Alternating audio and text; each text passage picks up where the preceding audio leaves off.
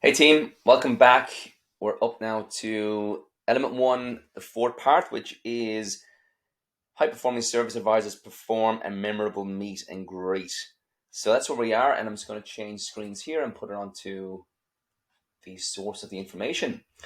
So as I've mentioned in previous sessions, make sure to check out YouTube and you will see exactly how to use this book in the most effective manner. So let's scroll down to page 6 where we have high performing service advisors perform a memorable meet and greet. So, at some stage in your service advisor journey, you most likely have attended a training course of some description. If not, then please drop me an email for free access to some useful programs. And I mean that. If you need help, if you need support, if you're struggling in a specific area, drop me an email. I will have something for you that will be useful. I will have something for you that will likely solve a problem that you have. What that problem is? Well, that's for you to tell me. In face-to-face sessions, I often ask the group to tell me about the content in their last training course and the name of the trainer.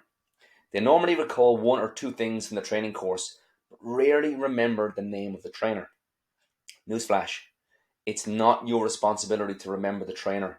It's the trainer's responsibility to make sure that you never forget them. It's the same with the customer in the service department. How often do you have customers ring up the dealership during the day and they cannot remember the name of the service advisor that they met on arrival? And it happens, and everyone is in a crazy panic then, trying to find out who was looking after the customer on the phone. And it surely happens at your dealership. And it happens way too much. Remember, and I say this all the time, that it's not the customer's responsibility to remember you. It's up to you to make sure that the customer never forgets you. So let me just repeat that. It's not the customer's responsibility to remember you. It's your responsibility to make sure the customer never forgets you. Now you can influence this by what you say, how you say it, and the result is that you can become memorable within the customer's mind very, very early in the interaction. This is how we collect customers and create customers for life. And it's the easiest and the cheapest retention tool, but only the high performing service advisors do it. Now, as I mentioned earlier on, I do have a video now on YouTube to explain exactly how to use this, how to use this book in its in the most effective manner. But I referred to this specific portion of the book when I was presenting on it. And what I really spoke about here is that interaction at the start of the day can make or break the experience of that customer on at their service or repair or maintenance visit.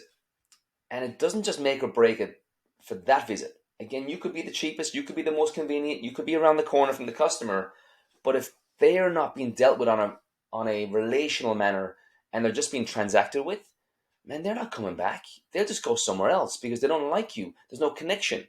And again, the previous module, the previous session to this was all about a positive attitude. The one before that was about motivation. The one before that was dressed to impress.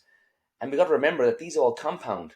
And people like people who are like themselves.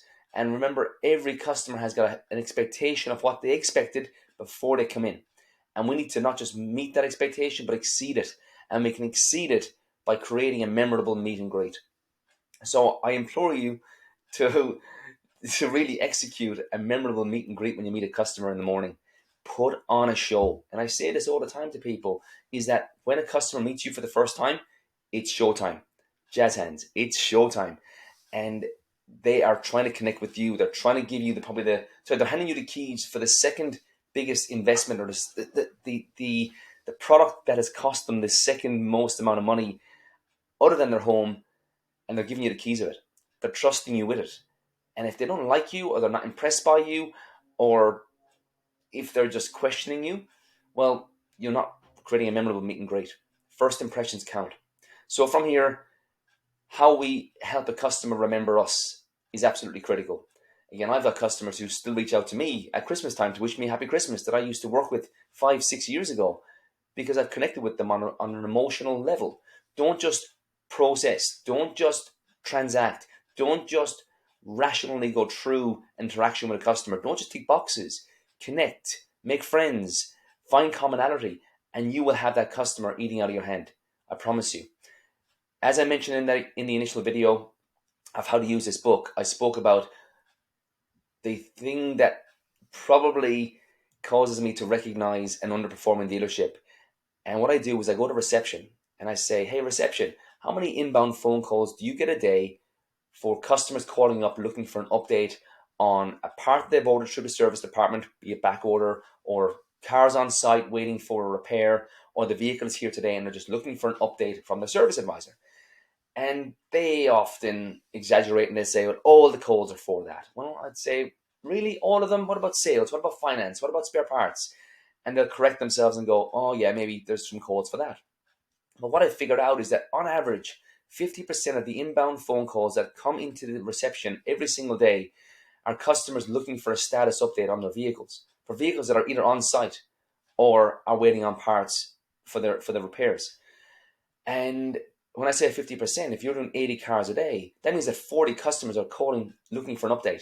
Now, first of all, the perfect number is 0. There should be no customers calling you looking for a status update. Now, that said, I'll probably give you 1, not 0, because there's always one really interesting client who will call you because they've got nothing better to do. Okay, we'll leave it at that though, right? We'll leave it at that. Again, my point here is that when these customers call up, the receptionist will say, well, yeah, happy to help.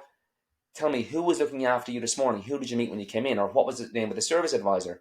And more often than not, the customer won't remember. They won't remember because that service advisor has not connected with them on an emotional level, has not given them the peace of mind that they feel that they're in control. And that service advisor has allowed the customer to call them looking for an update rather than the service advisor updating the customer. It's just not good enough. That said, the high performers will more often than not have a strategy in place whereby they will contact the customer before the customer even thinks about calling in. The advisors who don't invest, and I say invest in that connection at the start of the day, are the ones who are letting your customers, and I'm addressing service managers here, are letting your customers fall away.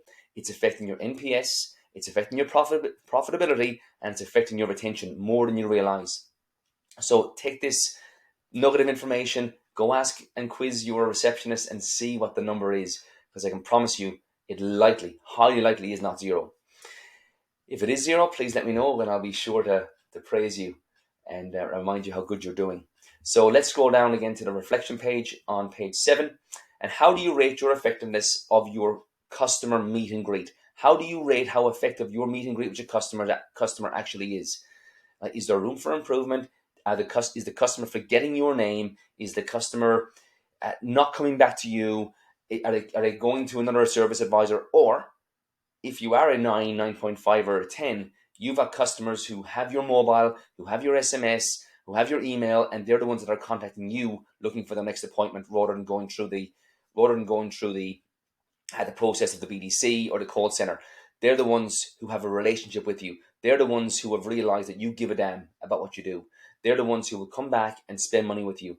They're the ones who won't even question the bill. They won't even question what you're recommending because you're the one who they like. You're the one who they've formed a relationship with.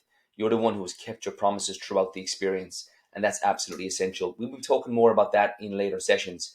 But for now, rate your effectiveness of your meet and greet.